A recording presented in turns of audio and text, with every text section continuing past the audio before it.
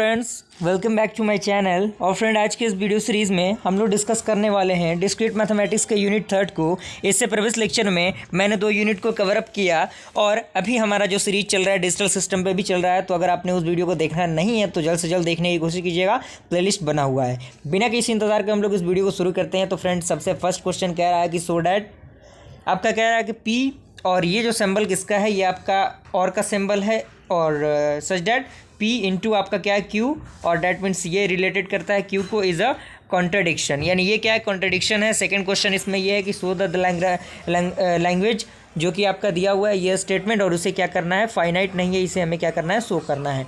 तो बस सबसे पहले मैं बात करूँ सबसे फर्स्ट क्वेश्चन की, तो वो आपका फर्स्ट क्वेश्चन का सोल्यूशन आपके इंटरफेस पे दिख रहा है। तो इसके रिगार्डिंग आपको क्या करना होगा, एक ट्रूथ टेबल बनाना होगा। यहाँ पे आप देखिए क्या है, आपके पास 2 वेरिएबल हैं, एक पी एक क्यू। तो पी और क्यू का वेरिएबल हो जाएगा। उसके बाद आपका क्या है, ये वाला सिंबल है, तो इस सिंबल के लिए एक वेरिएबल, और उसके बाद क्या है आपका ओवरऑल ये है, दैट मीन्स ये पूरे के लिए एक सिंबल, और उसके बाद आपका क्यू के लिए आप अलग लीजिएगा, उसके बाद इन टर्म के लिए अलग, और उसके बाद ओवरऑल टर्म के लिए आप अलग लीजिएगा। यहाँ पे आपको पता है 2 ट्रू होते हैं, 2 फॉल्स, और एक ट्रू एक फॉल्स, एक ट्रू एक फॉल्स। इसी के अकॉर्डिंग आप सिमिलरली आप इसको चेंज कर सकते हैं।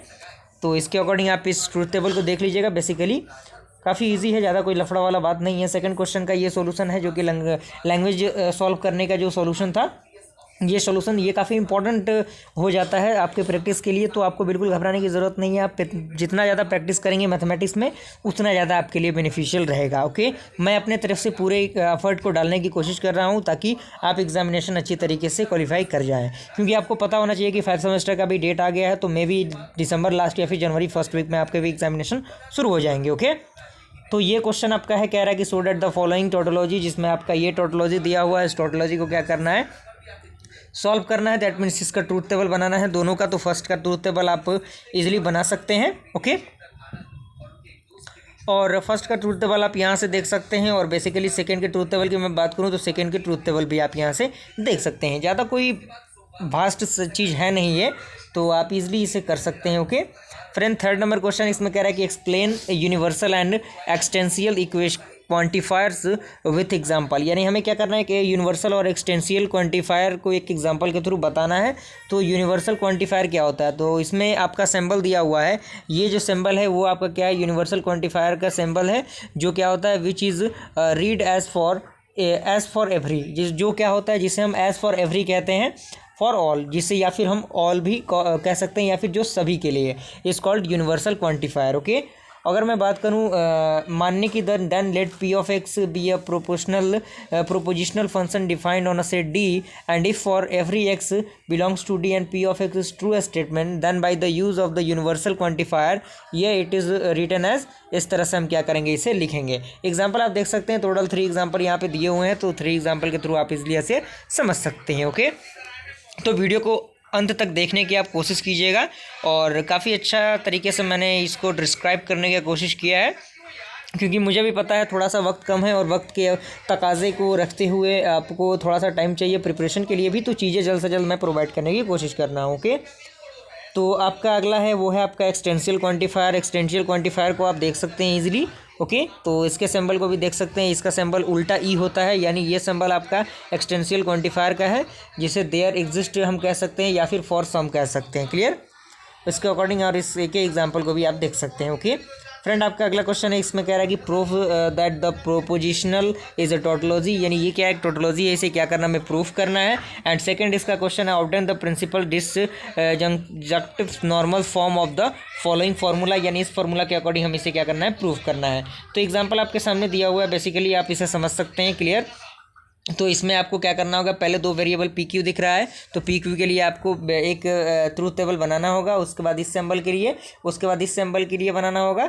डैट मीन्स आप ओवरऑल सिंबल के लिए बनाएंगे, तो आपके सामने जो आंसर आएगा वो आ जाएगा क्लियर आउट। ओके, तो आपको बिल्कुल घबराना नहीं है।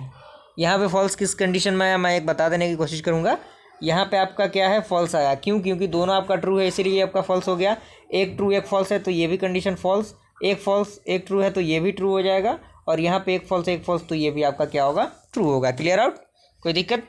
क्योंकि यहाँ पे देखिए, सॉरी मैं एक रिवाइज करता हूँ। यहाँ पे ट्रू है तो इसका अपोजिट क्या होगा, फॉल्स होगा। यहाँ पे फॉल्स है तो ये भी आपका फॉल्स, पी की बात करूँ मैं तो ये भी आपका क्या होगा, फॉल्स होगा। यहाँ पे एफ है तो यहाँ पे ट्रू, यहाँ पे एफ है तो यहाँ पे ट्रू।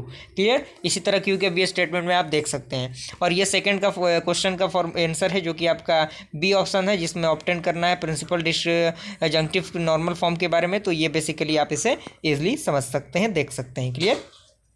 ज़्यादा कुछ है नहीं इसमें, बस प्रैक्टिस आप करेंगे तो इजीली पेपर क्वालिफाई कर सकते हैं। घबराने की बिल्कुल ज़रूरत नहीं है। अच्छी तरीके से मैं प्रॉपर कंटेंट को आप तक प्रोवाइड करने की कोशिश कर रहा हूँ।